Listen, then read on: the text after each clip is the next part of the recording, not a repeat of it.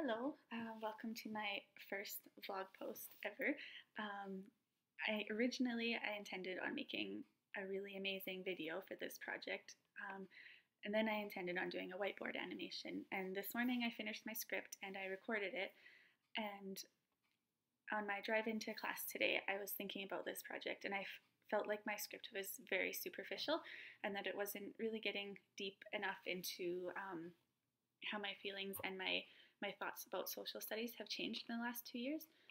So I was thinking about your class, and I realized that my favorite part about that class is the discussion, because often it's really amazing, and that's really when I feel like I have my biggest perspective changes. So what I'm going to do is just talk to you, if that's okay, and I will stick to my script a little bit, but I'm going to try and go a little bit deeper than I did this morning. So I know I've told you before that my dad is a social studies teacher, and I remember in kindergarten wanting to be a teacher. I didn't know that I wanted to teach social studies until I was in my second year of university, and I switched from English to history. But I do know that, like, watching my dad teach, I knew that's what I wanted to do for a long time. He has really impacted a lot of his students in a really profound way. And I still see that to this day, how he's affected them. So that was a really big inspiration for me. And I know I was immersed in social studies with my dad, not only in school, because he did teach me for several years, but at home, probably to my mom's dismay a lot of the time.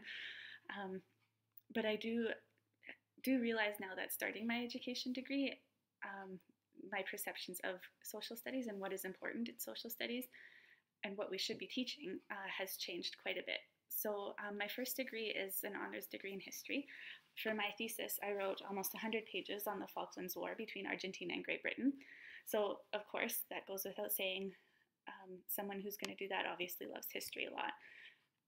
So because of my love for history, I recognize that I started my education degree with the belief that social studies should be focused extensively on the past.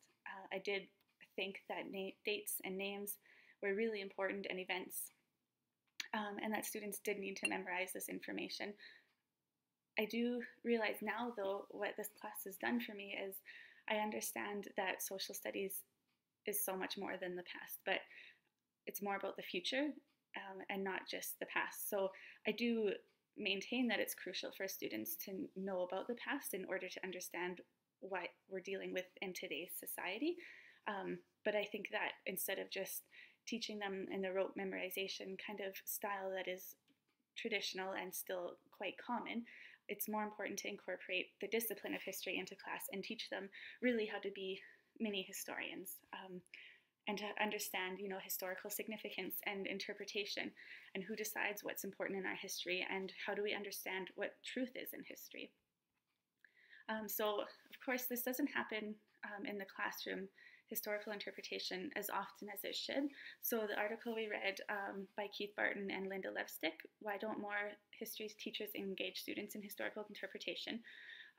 So they question why the traditional stand and deliver and rote memorization pedagogy is still so prevalent in social studies classrooms. And they write that engagement dramatically increases when students are placed in the role of historians, and they have the ability and the chance to do that historical interpretation. So working with primary documents and actually seeing those things changes social studies so much, I think, instead of just looking at the past as outsiders.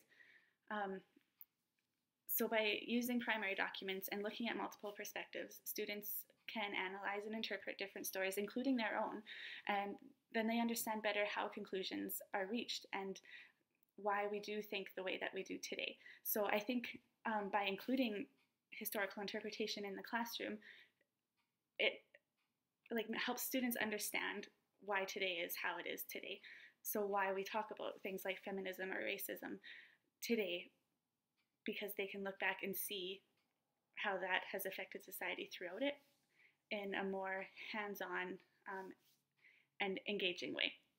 So not only are they more engaged with activities like that instead of just listening and taking notes and having to repeat that information back, by being involved in the process of history and creating history, they have usually, I think, will have a deeper understanding of what history is and what happened in the past, as opposed to a more superficial memorization of these dates and names and events, which are important, but if they're not involved in the process of that, they probably won't remember that past their exam, and that, I think, is really sad.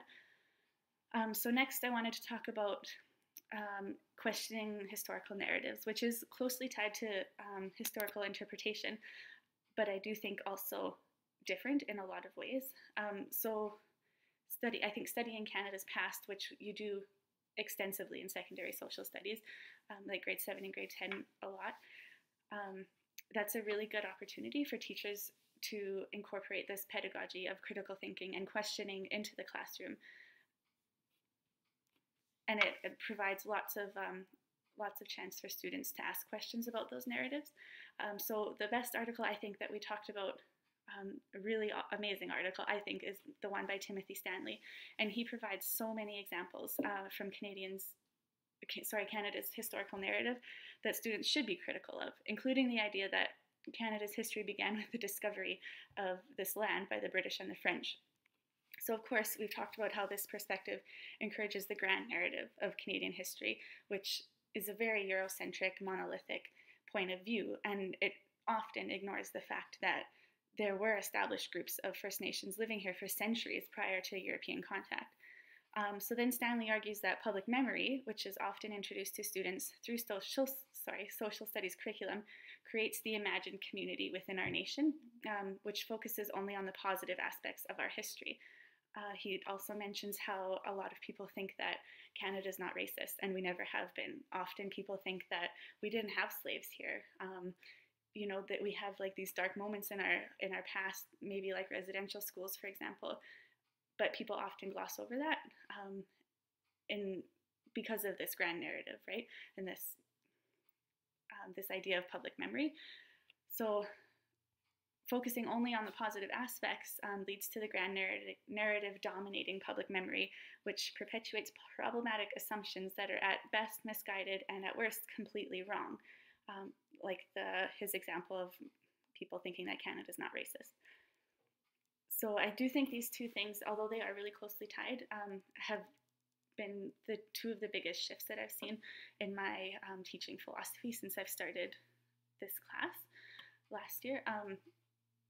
But I think what's most profound for me is the definition of citizenship and how we should teach students to understand their role in society. I really love how we've been learning that students are more than students. So they come to class, but they have all of this background knowledge and they have their own experiences, and that helps shape who they are and what they think. And I love that we're learning that it's okay for them to think differently, and we encourage them to come to their own conclusions instead of telling them what the answers are or what they should think. I think it's really amazing that we're learning to guide them to do that on their own. So growing up, I was in a generation of what I see and what Freire would see as a capitalist banking system type of education. There's a lot of rote memorization, stand and deliver lectures, and even beyond high school, there was that typical path that we were expected to follow. So, you graduate, apply for scholarships, you go to university, get a job, get married and have children, and you contribute to the status quo of society, but you don't question and you don't try to change things. You just do. And I don't mean to sound like school was awful growing up. It was not. It was wonderful, but it's very different from what we're learning to do as future teachers. The definition of citizen back then, for me, is very different from what is in the front matter of the program of studies now. So that the front matter states that students must identify what they want their role in society to be, so that they can contribute to the public good and feel a sense of belonging and empowerment as citizens. So the key difference between these two types of citizenship is the distinction of ethical citizenship and empowering our students to see the injustices in our world and in society today, and then guiding them and fostering their skills and knowledge in order for them to make changes, which I think is so exciting. And that does tie to like the first point about how social studies is not just history, but it's about now and about the future too, and encouraging our students to be able to make those changes. So of course, in class we talked about Joseph Kahn and Joel Westheimer, educating the good citizen. And so they talk about the traditional definition of citizenship that I think I encountered growing up is a very narrow and often ideological conservative conception of citizenship embedded in many current efforts at teaching for democracy.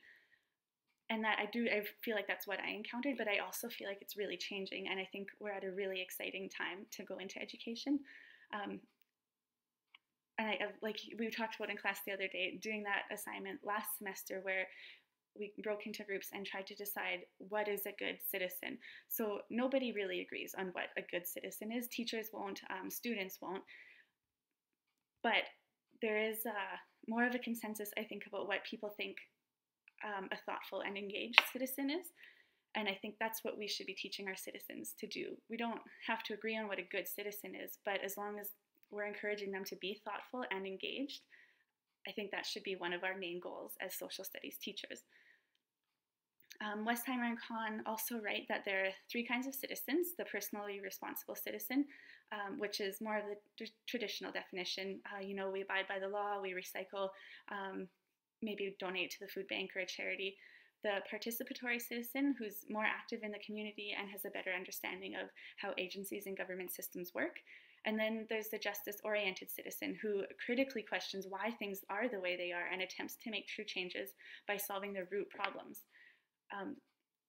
So I think the traits of a justice-oriented citizen is what I really hope to instill and foster in my future students, and that I think is really what an ethical citizen is. And I do feel like all three of these points tied together in a way. I think that a justice-oriented citizen will know how to do historical interpretation, and they'll understand how things have ended up the way they are. And I think that a justice-oriented citizen or an ethical citizen would also question everything. So question why did it end up that way? Why do we tell history, Canada's history, in this certain narrative? And why should we change that? And how can we change that? So I think that several of my assumptions, not only just about social studies, but just teaching in general, have changed for sure over the last 2 years. But I know that my passion and excitement has not. If anything, it's increased so much. I think this class has been really phenomenal, and I'm really excited to start doing the things that we've learned. So again, I'll just mention that historical interpretation, questioning the grand narrative, and ethical citizenship are three pillars that I will try my very, very best to incorporate into my future classroom. I know that it will be difficult at times, but I do think that the philosophy of education is shifting, and I'm really, really excited to see what the future holds, not just for me, but for my students too. Thank you.